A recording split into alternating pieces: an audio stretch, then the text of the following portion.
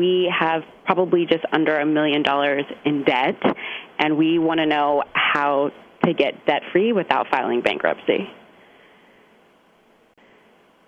Okay. How much of that is a mortgage?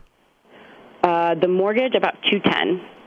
So you have $600,000 in what? We have probably just under $1 million in debt, and we want to know how to get debt-free without filing bankruptcy. Okay. How much of that is a mortgage? The mortgage, about $210,000. So you have $600,000 in what? $335,000 is about in student loans. We both have advanced degrees, and then the rest is really credit cards and personal loans. So you have $300,000 of credit cards and personal loans? We have about $335,000 student loans and about $136,000 in credit cards, $44,000 personal loans, and $35,000 car loans. Okay. How old are you? I'm 29. Okay. So what in the world?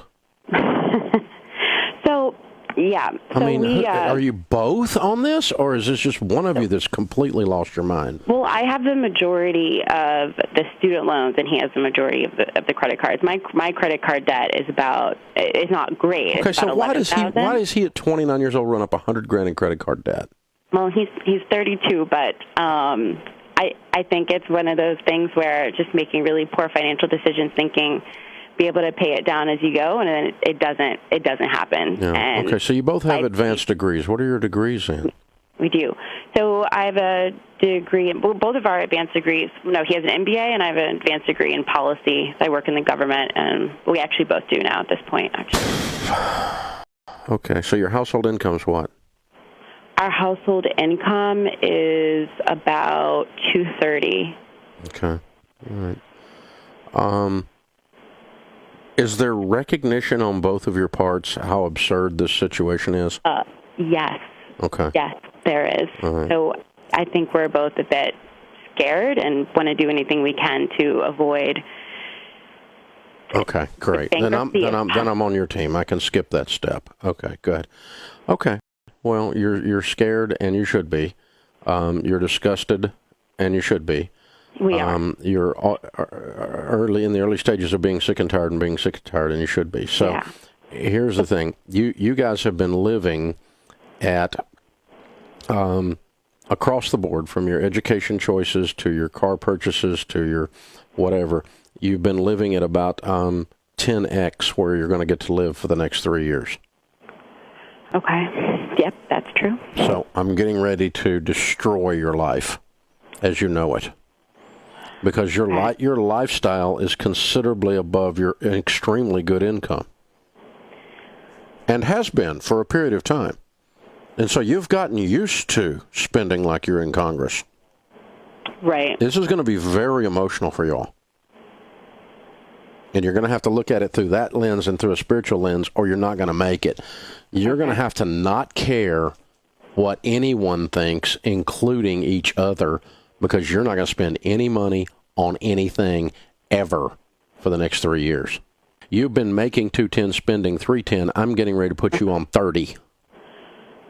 Okay. You're not going to see the inside of a restaurant unless it's your extra job where you're waiting on some of the people you work with during the day. Okay. This is how humbling this is going to be. Quite. It's going to crush a lot of crap in your soul that caused you to do this. So the bad news is it's going to be really rough.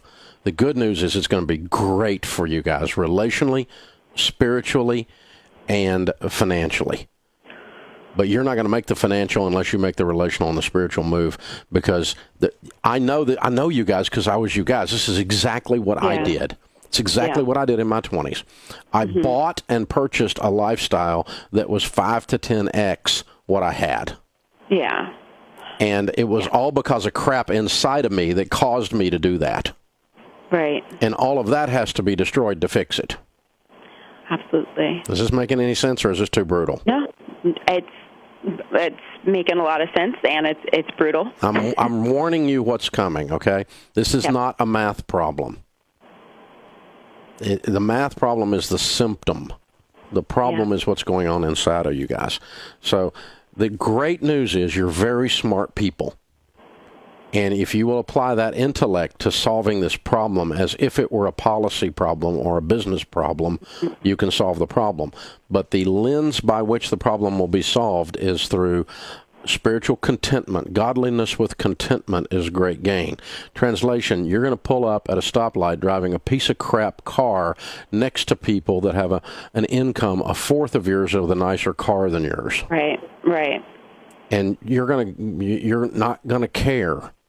That's going to be the cool part. Okay. You're going to reach the point you don't care what other people think. And that might be a fair journey for you or him. I don't know which one it is, but some of you guys you've been purchasing a lot of stuff for a lot of reasons that are going to change. Yep, they have to.